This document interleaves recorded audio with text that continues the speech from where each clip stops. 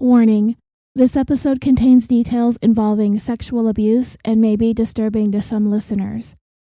Some names in this story have been redacted or changed to protect the privacy of those involved. There are also some details involving animal cruelty as well. Listener discretion is strongly advised.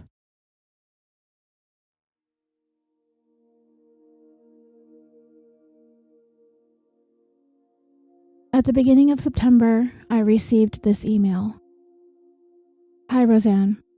I'm writing this email on behalf of my mother, name redacted, who asked me to approach you.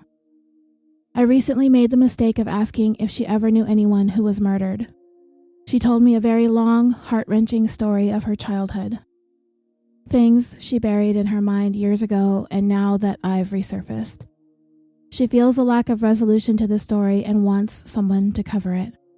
Honestly, as a true crime fan, I think it is a story worth telling. I'm sending this from my email, but the below message is hers. Feel free to reach out to me and I'd be happy to connect you. She's eager to share, but asked me to help be a filter. Remembering these events have left her a little raw. She says, I am a native Californian and have been an avid listener of your podcast for several years. I love how you bring compassion to devastating events and are able to present complex stories to your audience. That's why I'm writing to you. I'm part of a complex story that has touched many people and multiple generations through the actions of a man named Melvin Just. I'm related to him by marriage and related by a different marriage to many of his victims. He destroyed the lives of 2 wives, 12 children, and dozens of grandchildren. I witnessed his attempts to murder my grandmother, and he successfully murdered Josephine Spegel and was never charged with the crime.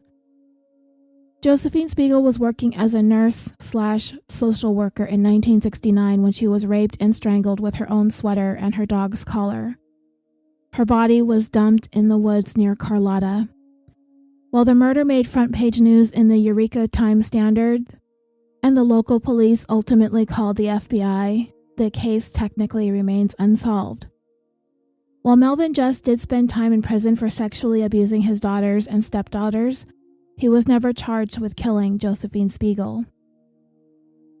The murder happened while Melvin was married to my maternal grandmother, name redacted. Although at that point he was living with another woman, and I'm going to call her V for the purposes of this story. The family was living in pretty extreme poverty, and there were allegations of abuse and neglect. On the day of the murder, Josephine had seen several other families as noted by her records, and the last on her list to visit was Melvin Just's household. Her body was found the next day. The case was investigated, but it was never solved. Melvin did not hold a regular job, but he did mechanical work on cars. V, another garbage human, of course, she was an awful woman. I remember her looking much older than her actual age and always just looking greasy and dirty. She had the kind of voice that people get when they chain smoke cigarettes for decades. She protected him for years and years. I think she only admitted to knowing about the abuse after he got out of prison. I'm sure she would have known about the murder. I'm not sure how my grandmother met Melvin Just other than it was a really impoverished area that they both ended up in. My grandmother moved out there with her 4 kids and a husband at some point, and then she and her husband divorced. Then she met Just in Washington and they married in 1957. I was about 8 living with my mom, the daughter of the woman married to Melvin Just. Within days of the body being found, the adults in my life were speaking in hushed tones. My mother was very vocal about his guilt in private, and the next few years passed with a lot of whispers and finger-pointing, but nobody was willing to help the police with their investigation. They were just too afraid of Melvin Just. My mom eventually married Melvin Just's second wife's ex-husband, and we'll call him Bob, and dreamers that would be the ex-husband of V, Melvin's second wife. I know it's unbelievable. Bob's children with V would come over and visit us regularly. and when they were visiting, the children would complain about the sexual abuse that they experienced at the hands of Melvin Just. My mother witnessed the sexual abuse firsthand when she was a teenager in Melvin and my grandmother's household and urged the children to testify.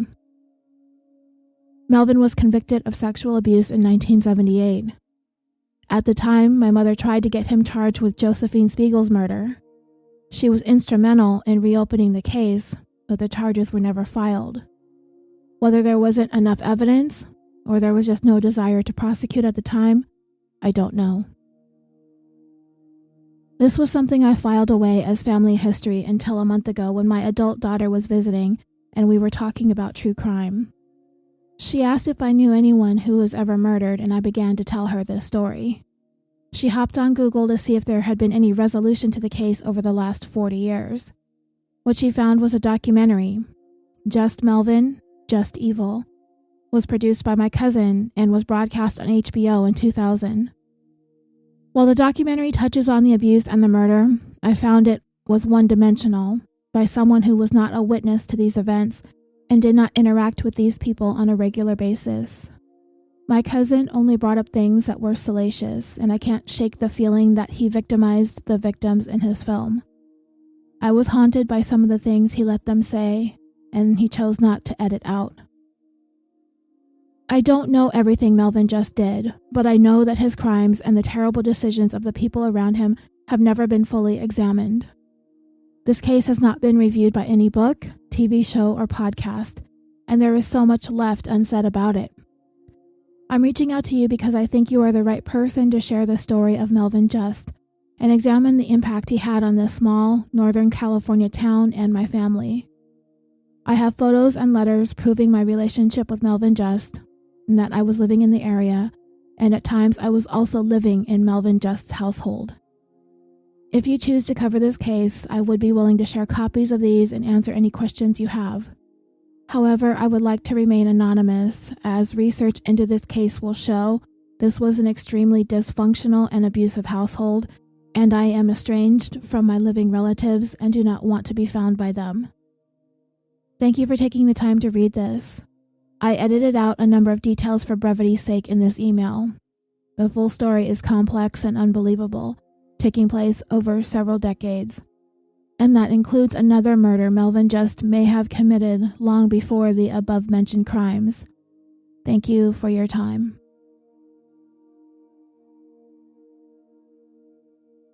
United States Army Second Lieutenant Josephine Barbara Spegel was born in Buffalo, Nebraska on November 1st, 1920, to parents John and Louise Spegel, and was the sixth of 8 children. She was preceded in death by her father and 3 of them. Her second eldest sibling, Frederick, died at the age of 29 in 1941, and that was the same year her father passed away. She had an older brother, Henry, who died that it appears to be about the age of 3, and because there was a sister born the same year as him, it leads me to believe that they were perhaps twins. Another younger sister named Helen died in 1951 at the age of 26. And as for the rest of Josephine's siblings, the eldest, Charles, he passed away in 1978 at the age of about 68. Third eldest, Wilhelm, died in 1994 at the age of 80. The fifth sibling, Marie, died in 2004 at the age of 88. And the eighth of the Spegel children, Albert, passed away in 2009 at the age of 80.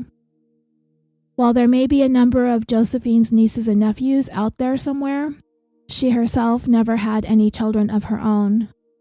And as of the week that I am writing this, Josephine would have turned exactly 100 years old.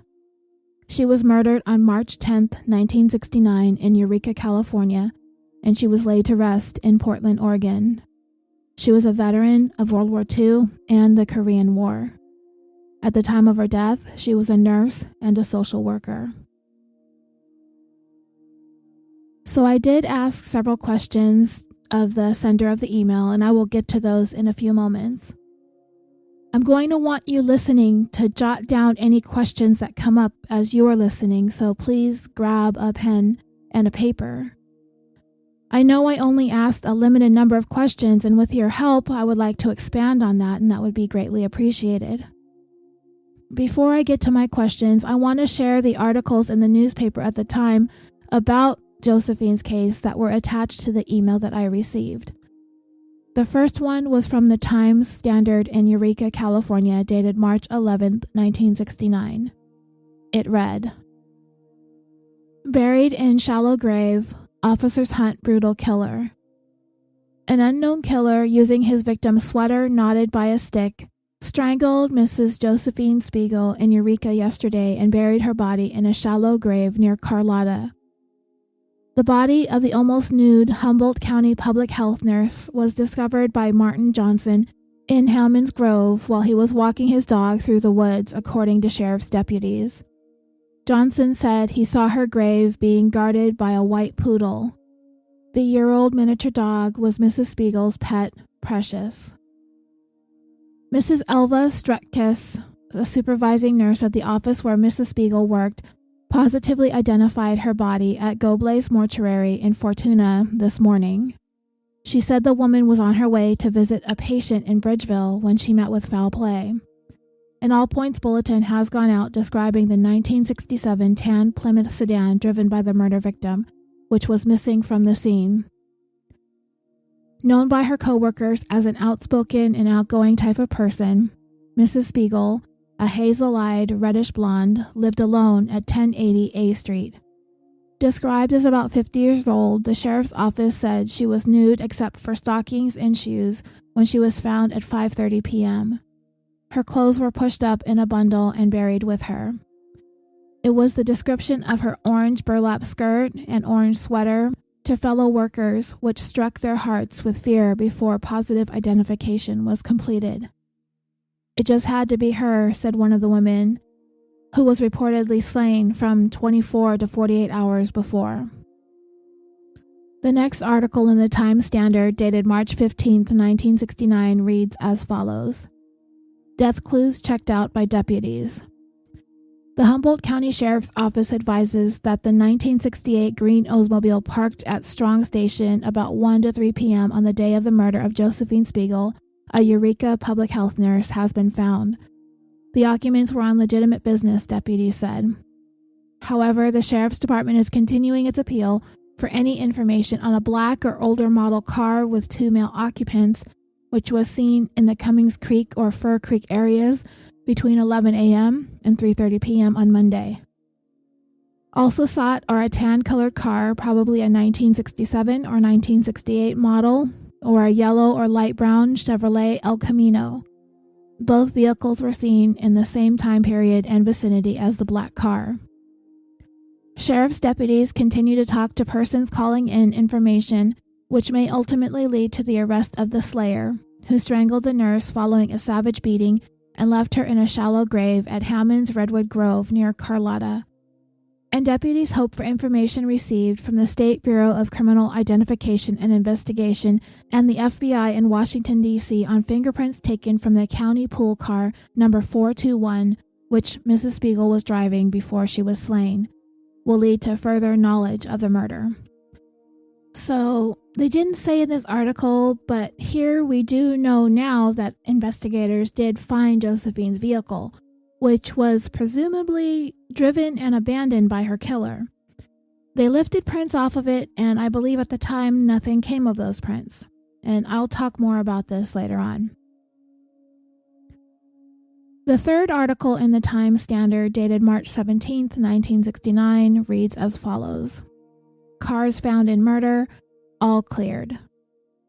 No substantial developments in the solution of the murder of County Public Health Nurse Josephine Spegel in Redwood Grove near Carlotta a week ago today have occurred over the weekend, Sheriff Gene Cox stated here this morning.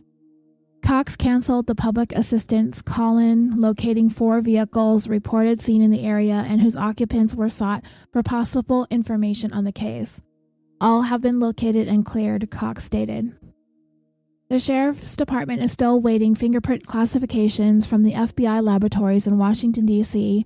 and the State Bureau of Criminal Investigation and Identification, he said.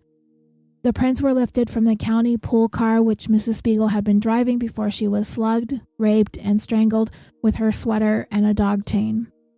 Cox said further materials are being shipped to the FBI today for analysis, but did not specify the items.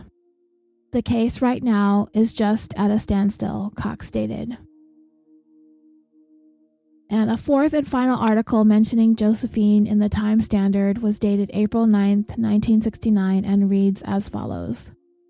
3 killings still probed by officers.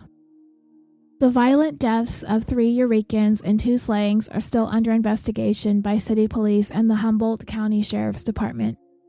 The bludgeon strangulation murder of public health nurse Josephine Spegel, 45, in a Redwood Grace near Carlotta, March 10th, still has 4 sheriff's detectives attempting to piece together vague clues, and local police are still working on details of the deaths this week of Annie Sully, 62, and Aurelio Bernard, 33, and next to his age there's a parentheses with the number 83 and a question mark next to it, and it continued, found shot to death in a 3rd Street residence on Monday.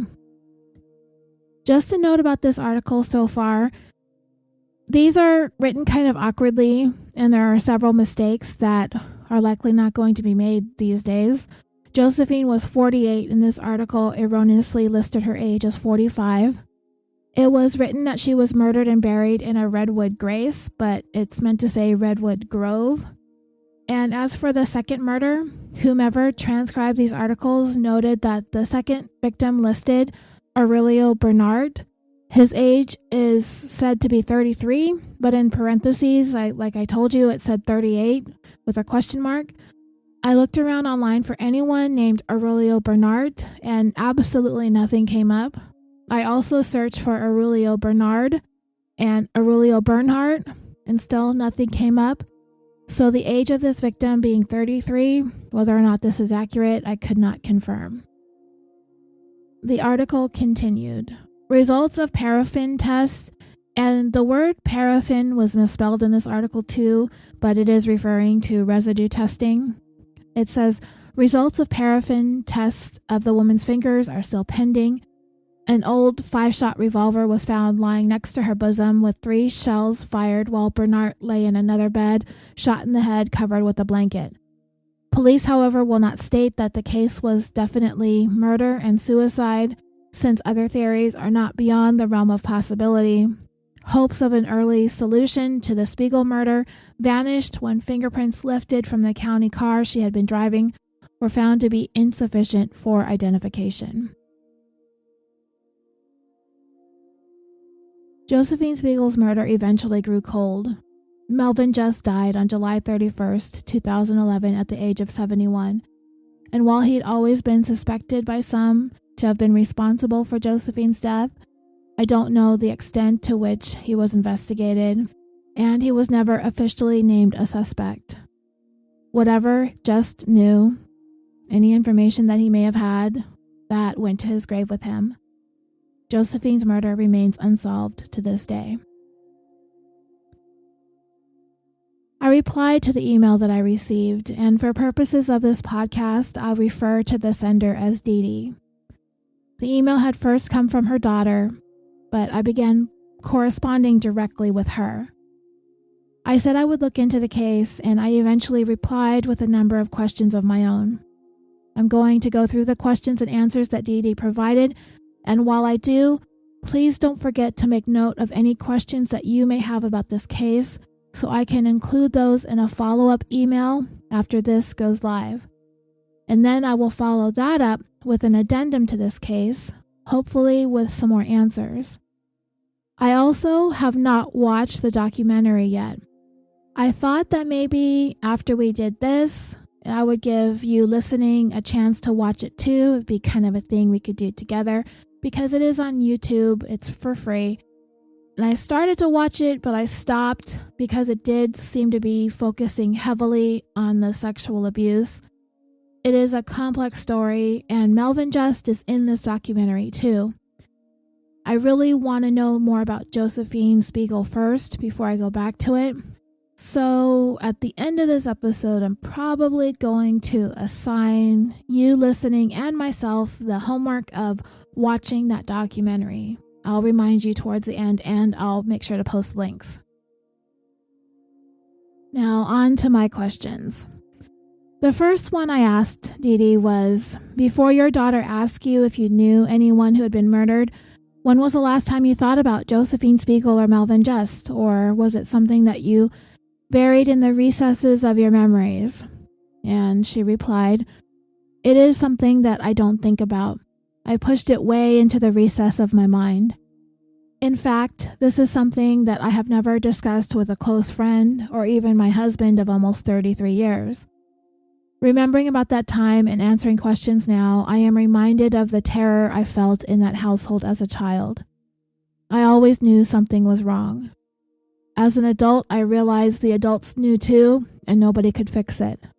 The only person I have talked to about any of these people was my mother, and that was almost 9 years ago.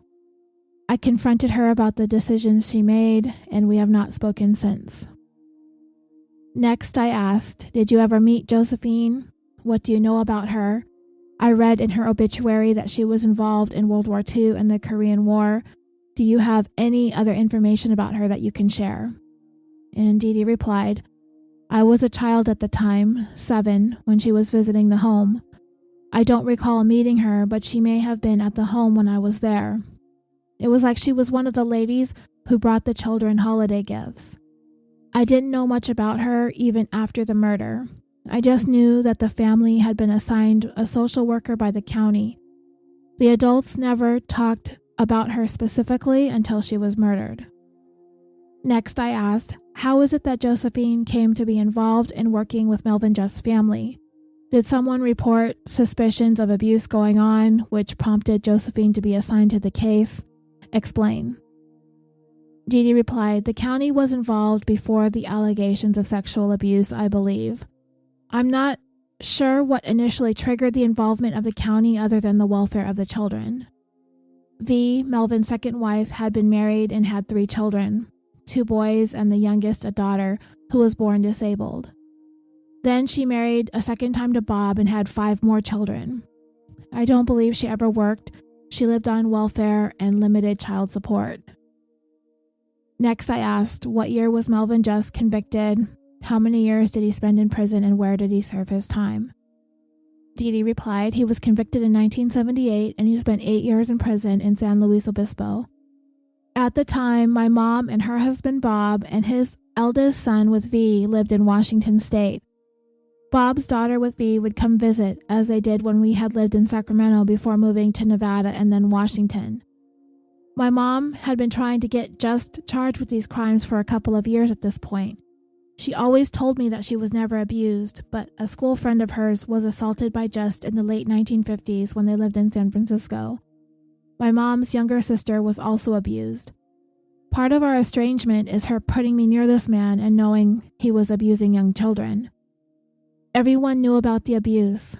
The kids would talk about it openly in the family. There was some effort to protect V's daughters. Agencies were called.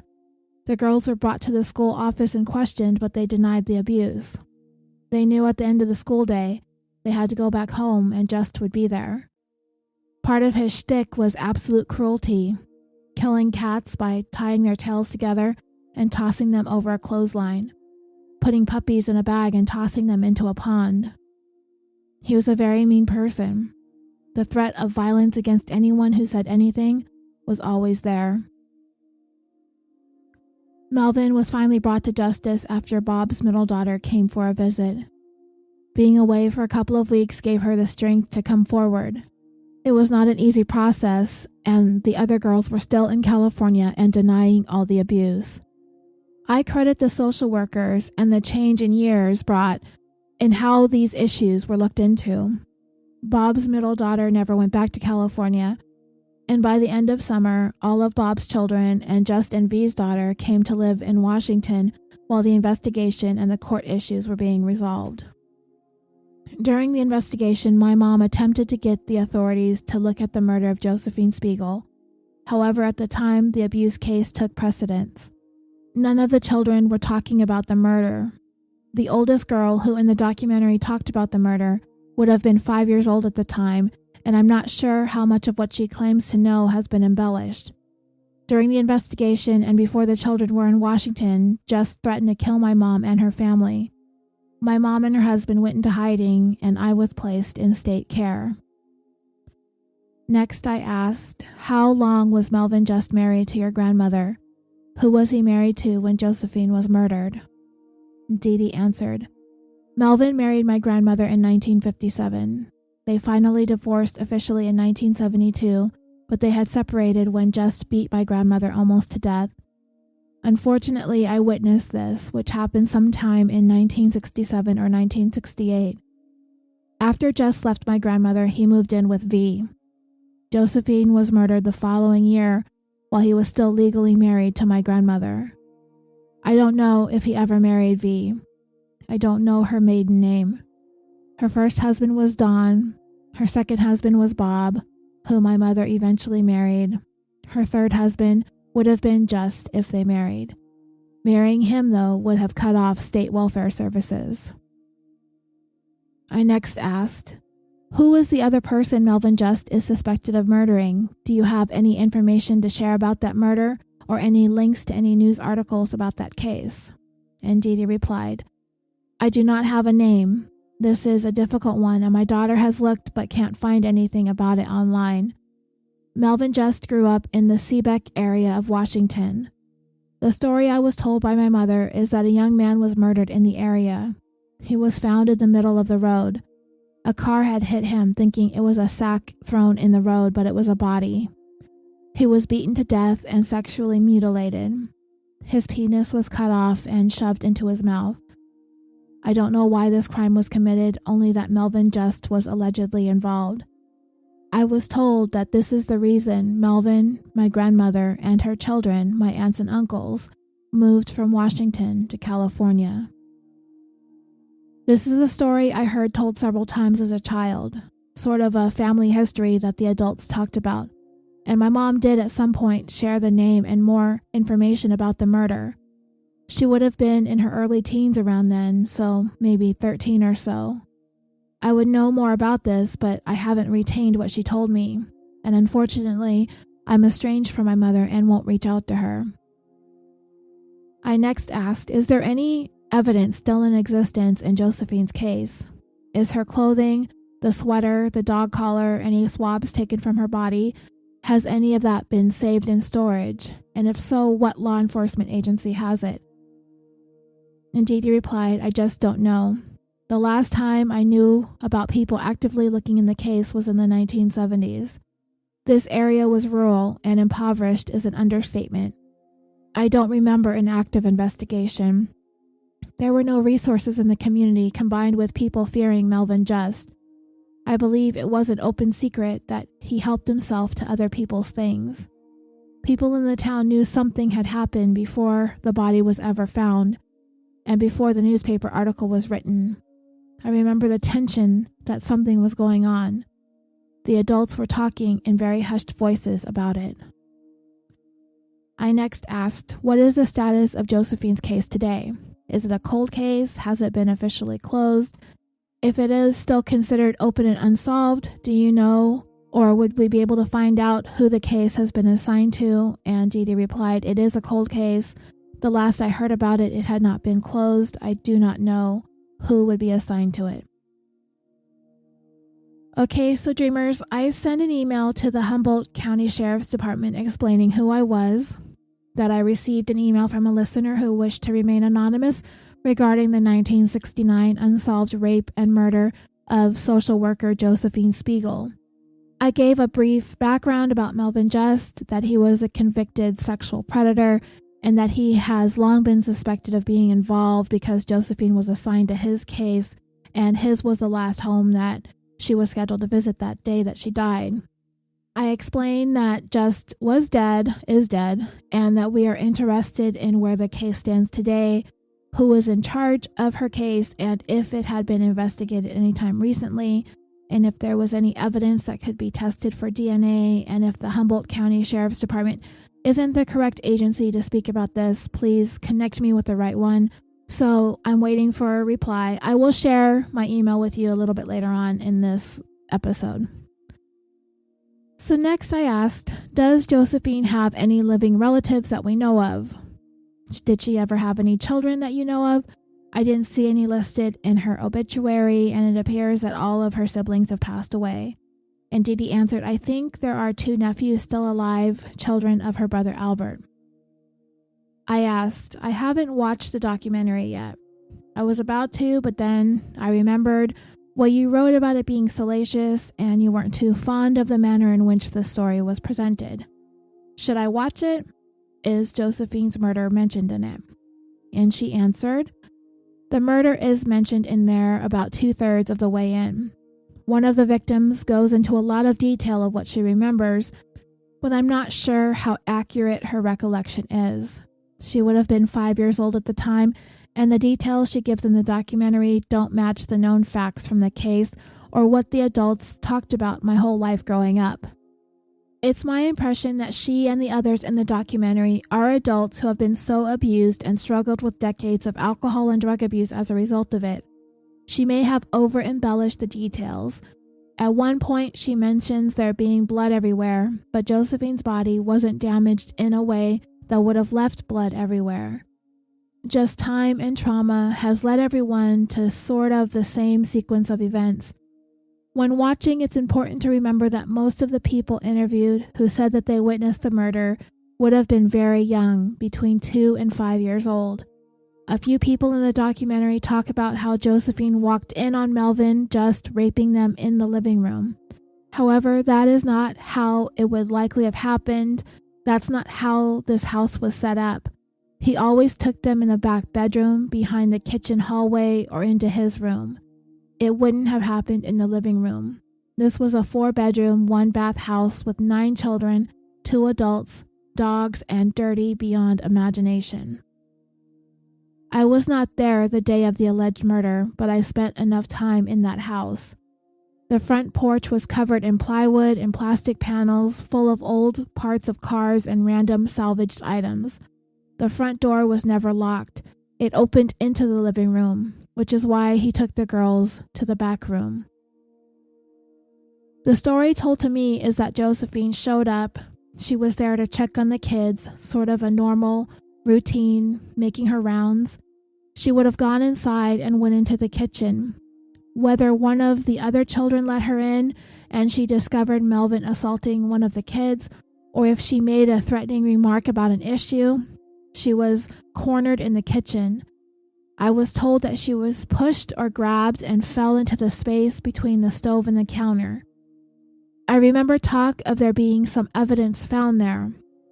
Whether it was a piece of clothing or some blood, I don't know. I don't know if she was raped in the house, in her car, or where her body was found. I don't know if her car was ever found. I will point out that she arrived in a car and someone would have had to help Melvin get back after discarding her body and car.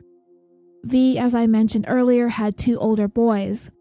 The oldest one would have been a teenager during this time, so I'm assuming what Dee Dee is saying here is that maybe one of them or V could have helped Melvin get back from dumping the body and the car, so it's possible that he had an accomplice. Okay, so Dee Dee here has some information about Josephine's car. As we read in the article in the paper about this case, her car was found and dusted for prints. It didn't specify where her car was found, though. But Dee Dee also did say, to her knowledge, that police never came and invested Melvin Just's house or the property. Dee Dee continued, this is a tangent to your question. I know, but I think it's worth knowing that when you go to watch the documentary, it's worth watching, if nothing else, because it might help you give a clearer sequence of events. There are so many people and so many years that the story took place over. But go in knowing that the murder is a small side story. It really is not given the time or attention that it should have been, and the women who claim to have witnessed those events were very, very young and have struggled with drugs and alcohol for decades. Their memories conflict with the evidence and what I always heard growing up in the 70s when they were trying to get Melvin Just charged with murder. Next, I asked, what do you make of the connection that's been made between Melvin Just and the missing women of Humboldt? Do you think that there is a connection? Have you explored the theory perhaps Just was a serial killer, or Does the timeline add up to the time that Just was living in the area? And Dreamers, the reason I ask this is because of a post on Web Sleuths. I will go over that after I'm done going over these answers to my questions here. And Dee Dee replied, I quickly thought not just a coincidence, however, now I'm not sure. He was a cruel man. He had opportunity and he was always scavenging for junk. I looked at a couple of women and the areas are within easy reach. The girl who went missing after visiting a friend at Humboldt College, my mom attended Humboldt College in 1969. When I was 18 months old, for some reason, my mother sent me to live with her mother and her husband, who was Melvin Just. The man she knew had abused her friend and younger sister. My mom said it was because I was ill and my grandmother was a nurse. However, she also had 3 children under the age of 7. The youngest was less than a year older than me. I don't remember living there. After I returned home, the next time I saw Just again, I was 7. Every time I was around him, I would wet myself. This was far outside normal behavior for me. Now I question what I don't remember. I next asked, has Melvin Just ever been convicted of anything in any other states that you know of? And Dee Dee answered, not that I know of. I next asked, has DNA ever been collected from Just by law enforcement that you know of? If so, is his DNA in the National Base of Criminal Offenders? And she answered, not that I know of.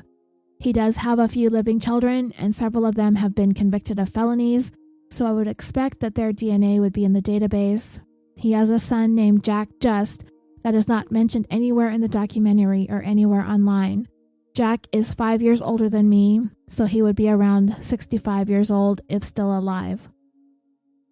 Watching the documentary will give you a view into the kind of damage this garbage human has sown. The absolute absence of male relatives in this documentary bothers me. Melvin's son Jack, Bob's son Brad, V's 2 older sons, and the movie producer's brother John. One of the more disturbing issues of the abuse is that Melvin had the boys participate. He would let them choose which sister to have intercourse with while he had sex with another of the girls in the same bed. My next question was, what did Melvin die of? And Dee Dee replied, I don't remember. It may be mentioned in the documentary. He was very obese. He was not mobile, and he was pretty old when he died.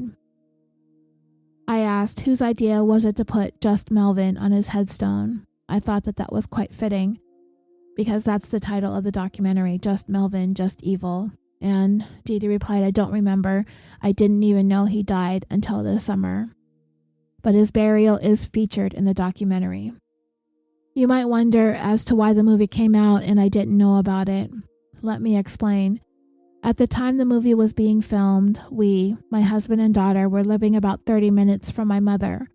She moved to rural Georgia to be close to her identical twin sister when I was 18. My husband took a job in Chattanooga, Tennessee. At the time, we were not estranged. However, her husband and his children were not welcome anywhere near my daughter. Without putting to paper the harm done to me, let's just say that more than one man should have gone to jail. But because there was no intercourse, my mom told me that what happened to me was not that bad. That he would not harm my daughter is why we are estranged. Unlike the daughters and stepdaughters of Melvin Just, I knew this was wrong. After all, my mom talked nonstop about Just and his nasty behavior, so I told people.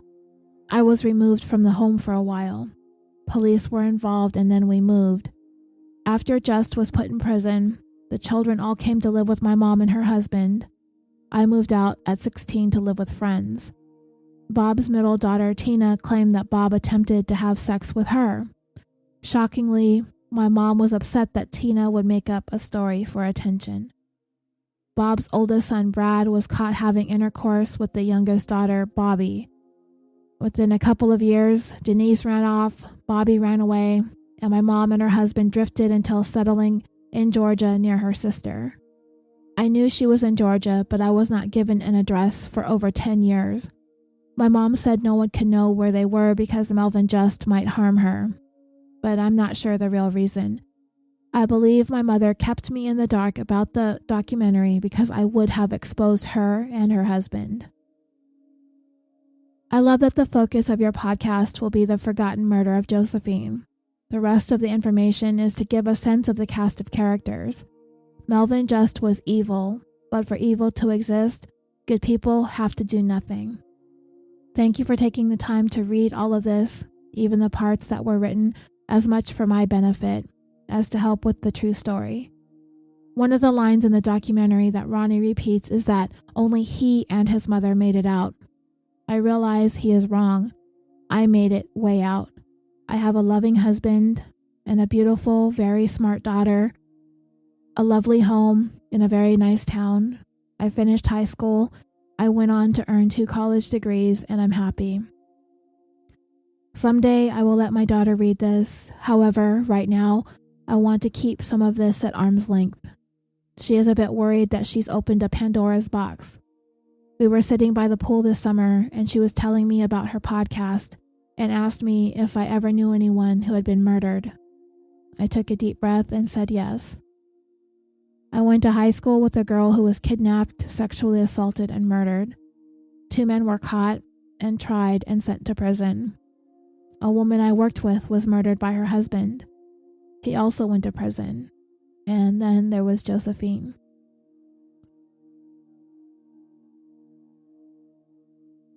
So now, let me share the email that I sent to the Humboldt County Sheriff's Department. It read, I'm writing to see how I would go about finding out information about a cold case from 1969.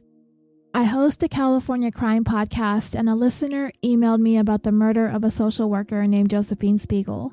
She was 48. She was raped and murdered on March 10, 1969 in Eureka and buried in a shallow grave near Carlotta. There were a few articles about her in the local paper, the Times-Standard, but the case ended up growing cold.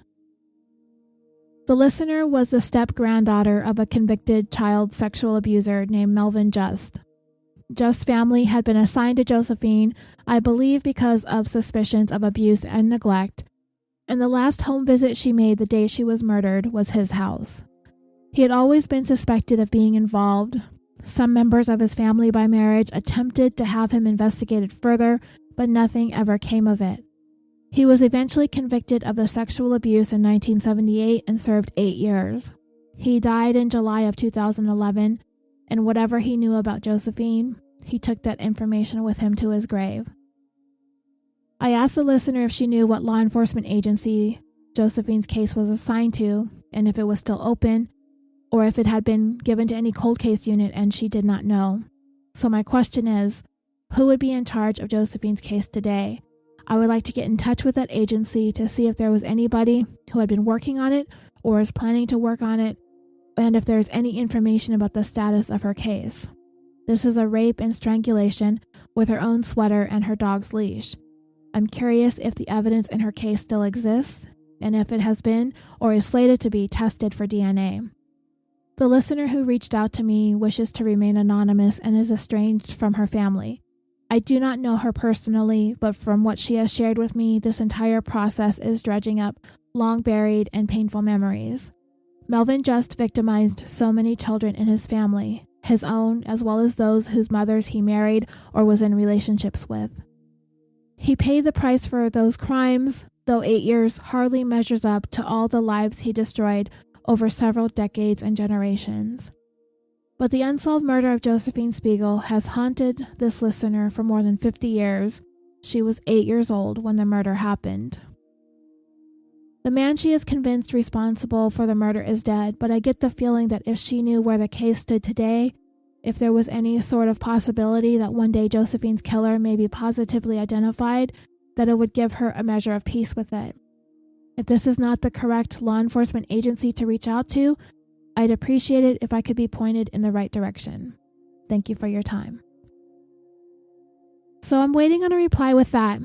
If any of you listening have any other ideas on how we might be able to get more information, or if anyone else wants to try and email the Humboldt Sheriff's Office, the email that I sent that to is hso@co.humboldt.ca.us. Maybe if they hear from several of us, it might spark someone's interest. I'll post that in the show notes too. hso@co.humboldt.ca.us. As for the post on Web Sleuths, it was written by a member named East Humboldt, and it is dated September 19th, 2019 in a forum called Serial Killers in the Emerald Triangle. And I don't think in all the episodes that I've ever done that I ever talked about the Emerald Triangle. Several podcasts have covered the missing and murdered women of Humboldt County, and because it is such a complex story and it is also unsolved, and it's been pretty extensively covered, I just haven't done it. But the Emerald Triangle, in case you don't know, is a section of Northern California that was given this name because it was the largest marijuana growing region in the United States.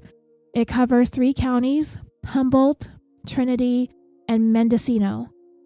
Marijuana has been grown in the area since about the 1960s, starting long before the sale and distribution of it was legalized in 2016. I really don't know how much or how little growers struggled with the legalities of it prior to the legalization, but I get the feeling that it was sort of one of those things that may have kind of been overlooked, so to speak, because it was such a huge industry for the area. I've talked about previously the drug trade in South America and how the economy of the area relied heavily on drug cultivation. And that may have been the same thing. It probably is in terms of what's going on in Northern California. Their economy relies heavily on marijuana growth. And you know, I'm from Southern California, not Northern, so it may as well be 2 different states. I am not familiar with the way of life and the culture of those who live and work in the area and how much the Emerald Triangle has had an impact on that. If anybody has any insight to share, please email me and I will include your personal anecdotes for the follow-up to this addendum. I would like to know more about the life and the culture surrounding this area and how it has impacted the community. And don't forget to email me questions that you have about Josephine's story that I can ask Dee Dee and that she could try to answer for us. Though I guess this goes without saying, I don't really want to ask questions that are too personal or potentially painful to talk about. I will put my email address and the email address of the Humboldt County Sheriff's Office in the notes and on social media when this goes live so you can all reach out to me. And everything you send me will be included in the next follow-up episode to this. So back to the post on Web Sleuths, it read as follows. Melvin Just has alleged to have raped and murdered Josephine Spegel, a social worker, around March 11, 1969, where his family lived in Carlotta, California, in southern Humboldt. While sensational, no charges were brought against Just. Miss Spegel's case remains unsolved and long forgotten. I've created the following timeline for Melvin Just. Born in Bremerton, Washington in 1929, he died in Seebeck, Washington in 1999. Just enlisted in the military in 1946. He served in the Korean War. He married in 1957 back home in Washington. Records from 1960 to 1970 placed Just and his wife living in San Jose, where he worked as a mechanic, with the exception of the years 1962 and 1969. In 1972, he was granted a divorce in Humboldt County. There was a large gap of information until he was convicted in 1978 on 12 counts of child sexual abuse against various members of his family through the Humboldt County Court. He then served 8 years in San Luis Obispo. I estimate that he would have been active in the Humboldt County area with ties to San Jose via Highway 101 between the years 1969 and 1978. Based on the evidence in Josephine's case, his preferred method of operation is to strangle and rape his victim. This is, of course, assuming Melvin Just was the one who murdered Josephine. We don't know that to be a fact, just a note on that. In the documentary, Just's daughter alleges that he coerced Josephine into a wooded area. She was found partially buried off a forest road. From 1975 to 1976, There were a number of women found in the Humboldt area fitting that described method of operation. Those include Janet Lee Bowman, who was murdered on September 30th, 1975, Karen Frances Fisher, who was murdered January 18th, 1976, Sherry Lynn Smith, who was murdered May 2nd, 1976, which was likely attributed to John Annabelle, and Vicki Lynn Schneider, who was murdered July 2nd, 1976, and this was attributed to Henry Lee Lucas. I'm going to cut in here and say that I am not familiar with John Annabelle, so I looked him up. He is currently incarcerated, though he became eligible for parole this year in July of 2020. He confessed and was convicted of the 1998 murder of Deborah Sloan. And in a sad, ironic twist, Deborah's daughter Rachel Sloan was also murdered. Sometime in May of 2013, a burned body was found inside of a refrigerator that had been disposed of off of Highway 101, but she wasn't identified until more than 2 years later in late September of 2015, and that was because she wasn't reported missing until May of 2015. Rachel had struggled with substance abuse and some brushes with the law in the years leading up to her death, and her case, too, remains unsolved. So going back in time a little bit in terms of John Annabelle, he was suspected but never charged of the murder of a woman named Andrea La Daroute. She was 21 and disappeared in 1980. Her remains were discovered on the grounds of what was then Annabelle's place of employment. As for Sherry Lynn Smith, she was 15 and disappeared in 1976.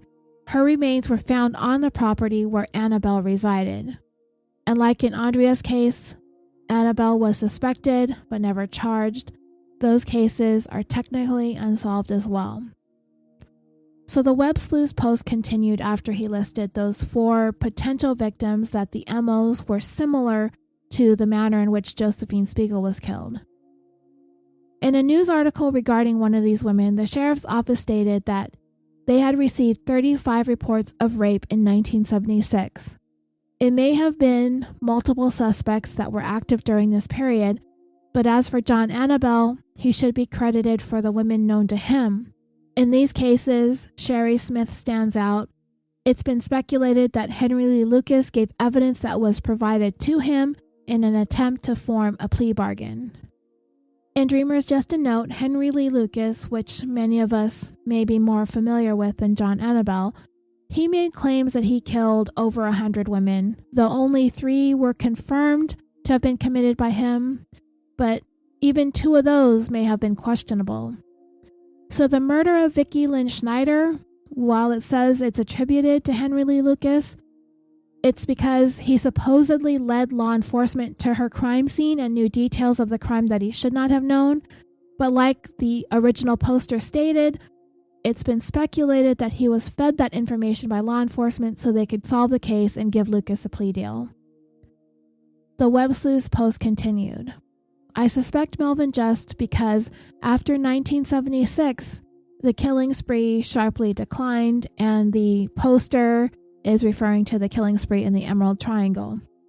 In 1977, Just would have been locked in a custody dispute that would end in his incarceration. Of course, you know this is due to the sexual abuse that he inflicted on the children in his family. With no family to return to, Just would leave the state of California altogether and return to Washington to live out the remainder of his life. It seems that Josephine Spegel will remain a cold case, but the question I would pose, if those rape reports for the 31 others still exist, are there suspects' descriptions? The Spegel investigation mentions a vehicle. Maybe that's a start. So while I like where the author of this post is going in terms of possibly linking Melvin Just to the missing and murdered women of Humboldt County, that would, of course, take another fresh look at those cases using the latest in science and technology, which also can be applied in Josephine's case as well, which is the main focus of our look into this. I just don't know if Melvin Just's DNA has been entered into CODIS. And if they did, if they would do it now or if they would run a check on it now, I wonder if it would hit on several cold and unsolved cases, or possibly even if they could utilize the familial DNA if some of his blood relatives are in the system as well. Also, remember that I mentioned that fingerprints had been lifted from the car that Josephine was driving, but at the time that did not yield any information or provided any leads. Don't forget that Josephine was murdered in 1969, and Melvin Just did not enter the criminal justice system until 1968, so his prints may not have been in their files. Dee Dee said that her mom tried to get Just investigated for Josephine's murder when he was taken into custody on the child sexual abuse charges, but obviously nothing ever came of that. It could be because they didn't try or they didn't make the connection.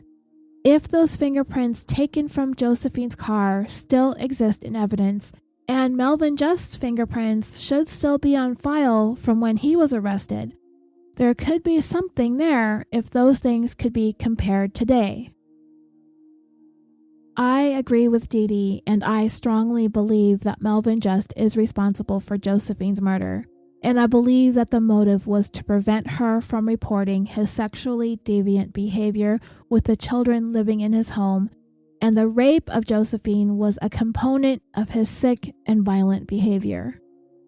I have some doubts about Just being responsible for the unsolved murders in Humboldt County, because I believe him to be so disgustingly lazy.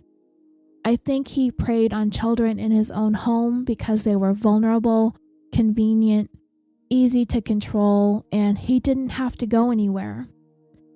If he killed Josephine, it was because he had to, because she either walked in on or figured out what he was doing with the children, or she was about to figure it out.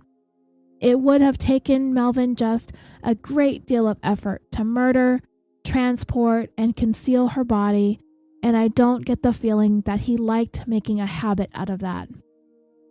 I suggested a similar thing about the serial killer dubbed the Grim Sleeper, Lonnie Franklin Jr., when I covered him last year. I opined that he wanted to kill women in a way that was most convenient for him, by picking them up in his car, by shooting them, and then pushing them out into alleyways. It was fast, easy, and lazy. I get those same vibes from Melvin Just and how he chose his victims. Just like Dee Dee had said, Melvin Just was a disgusting piece of human garbage. He was also a coward because he preyed on children, and that is the main reason why I would have some doubt about his involvement in murdering adult women on a regular basis. So like I mentioned earlier, I do have a homework assignment for everybody who has the time, including myself, and I will post a link to this documentary on the case. I want all of you to watch it if you can. It's called Just Melvin, Just Evil, and it's free on YouTube. I'm going to watch it also. I've seen about 7 minutes of it so far. And also, please don't forget to email me your questions or any feedback that you have about this episode. Or you can post your questions and comments on the Facebook discussion page, on Instagram, or on Twitter. I will be checking all the social media to include that in the follow-up episode to this. If you have the time, please send an email to the Humboldt County Sheriffs to see what information that you can find out about Josephine's case and if we're talking to the correct law enforcement agency. Those emails will be in the show notes, as well as a link to Web Sleuths and Josephine's Find a Grave page. Thank you for taking the time to listen to this, and I look forward to your thoughts and feedback and questions about the story. I want to say a big thank you to the young woman who reached out to me on behalf of her mom. I'm not sure if she's going to be listening to this or not. I know her mom wants to keep some distance between her and the story. But I also want to say thank you to you, Mom, for writing to me and answering my questions to the best of your ability. And I can't tell you how happy it makes me that you are happy and that your life is one that this predator did not completely destroy. Thank you so much for listening. I am looking forward to hearing from all of you about this case. Until next time, sweet dreams.